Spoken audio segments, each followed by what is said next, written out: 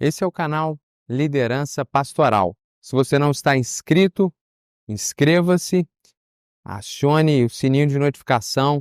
Toda semana a gente tem um capítulo novo nesse livro aberto e você vai receber em primeira mão notificação para você crescer conosco nessa jornada sobre liderança. Hoje a gente quer responder uma pergunta basilar e fundamental. Afinal de contas, o que é liderar? O que é liderança? Geralmente, quando o assunto é liderança, a primeira imagem que vem à nossa cabeça é a imagem de um gestor, de um chefe. Só que eu quero te antecipar e rapidamente te dizer que não necessariamente coordenar um projeto, conduzir um projeto, faz dessa pessoa um líder. Faz dessa pessoa um coordenador, faz dessa pessoa um chefe. Liderar é muito mais do que isso. Liderar é mais do que mover as pessoas de um ponto até o outro. Liderar é mais do que cuidar de determinada situação, estar responsável por algo. Muitas pessoas podem fazer isso, mas o conceito de liderança é mais abrangente. Muitos teóricos, seja no âmbito secular, seja no âmbito cristão, trabalham liderança em uma palavra, e muitos trabalham nessa perspectiva, que liderar é influenciar. Ou seja, se você está influenciando, você está liderando. Por isso que esse canal tem relevância para você, mesmo que você ainda não tenha uma posição de liderança em determinada instituição. Porque todos nós somos influenciados por pessoas e todos nós influenciamos. Então, diante dessa certeza da vida, que ninguém vive em um universo isolado e paralelo, sem influenciar e sem receber influência, seja passivamente ou ativamente, todos estamos nessa lei da influência.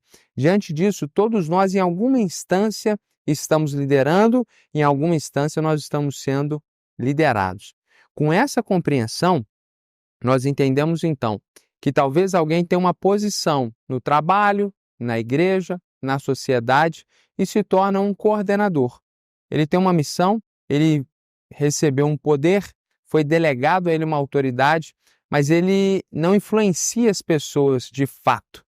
Então ele tem uma posição efetiva, concreta, mas na prática as pessoas não respeitam, as pessoas não o seguem, ele não influencia e o que precisa acontecer acaba não acontecendo. Então, ser líder, antes de ocupar uma posição, tem a ver com a nossa capacidade de influenciar as pessoas para propósitos específicos.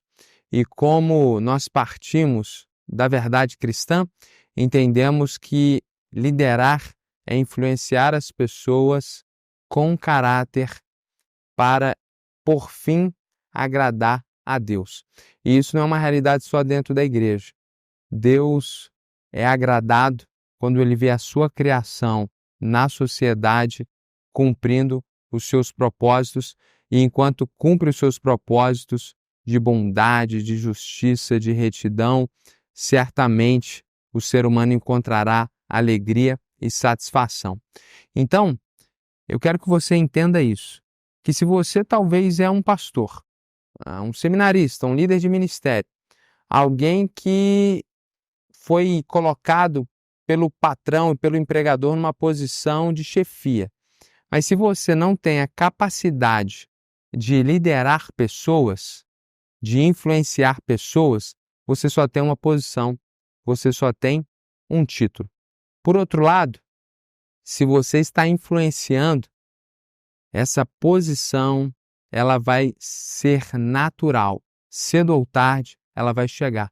Porque quando a oportunidade estiver lá, as pessoas vão reconhecer isso em você. Então, é por isso que existem livros como Gerencie o seu gerente, porque muitas pessoas estão em posição de liderança, mas não sabem liderar, não influenciam ninguém. E quando nós sabemos influenciar, nós estamos liderando e será natural as oportunidades do nosso futuro. Dito isso, eu quero dizer que nós lideramos a partir de alguns passos práticos. O primeiro deles é a integridade, é o caráter, é o exemplo.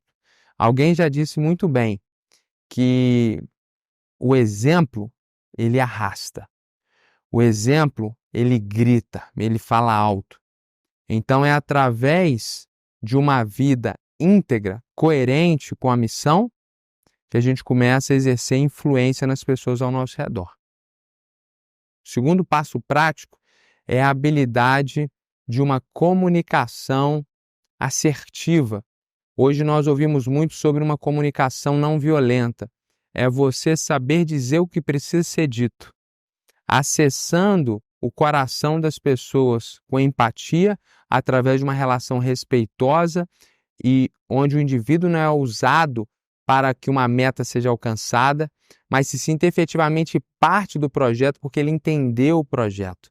Assim, quando nós temos essa comunicação assertiva e não violenta, nós vamos influenciando e geralmente as pessoas conseguem contribuir para que o projeto seja realizado e nós somos bem-sucedidos.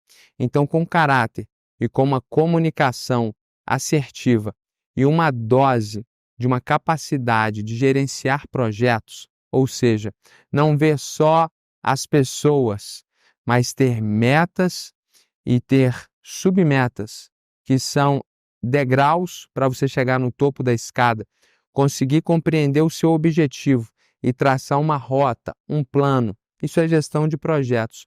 Para chegar lá, é aquele pensamento simples: eu vou fazer isso porque depois eu quero chegar aqui, e para chegar aqui eu preciso disso.